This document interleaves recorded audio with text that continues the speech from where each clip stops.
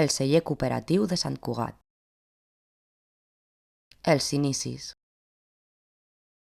L'associacionisme agrari a Sant Cugat es va desenvolupar a partir de finals del XIX, però l'associació que va reeixir entre els viticultors fou la cooperativa fundada el 1921.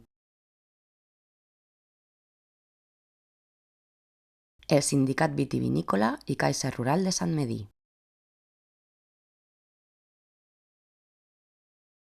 51 homes, sobretot petits propietaris i parcers o arrendataris, més alguns hisendats, van crear aquesta entitat amb l'objectiu de dur a terme conjuntament l'adquisició del material de viticultura, l'elaboració i venda de vi i dels derivats de la vinificació, i la construcció d'un celler cooperatiu.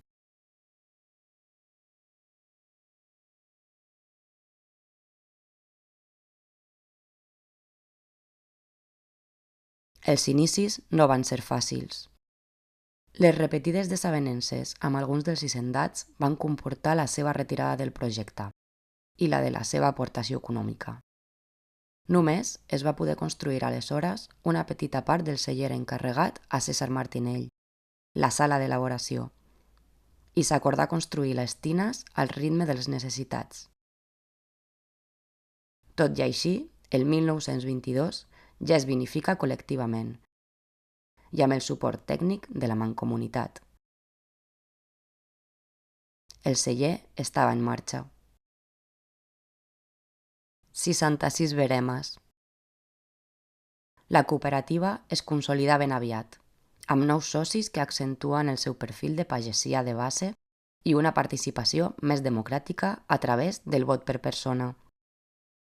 Però sobretot perquè l'esforç cooperatiu comença a donar bons resultats.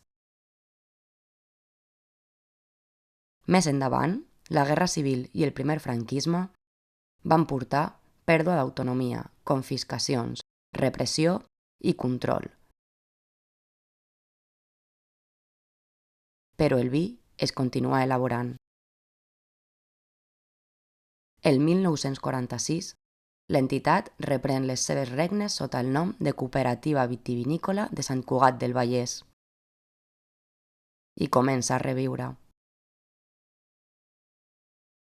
La dècada de 1950 serà la seva època daurada. Les obres de construcció del celler ja són acabades.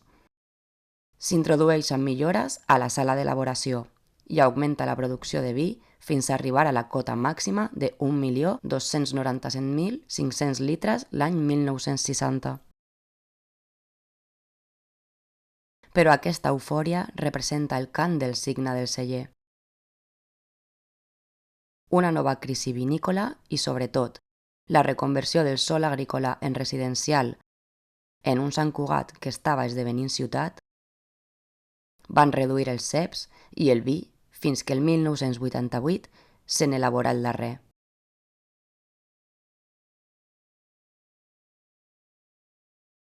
Poc després, la cooperativa que havia vertebrat l'activitat i les aspiracions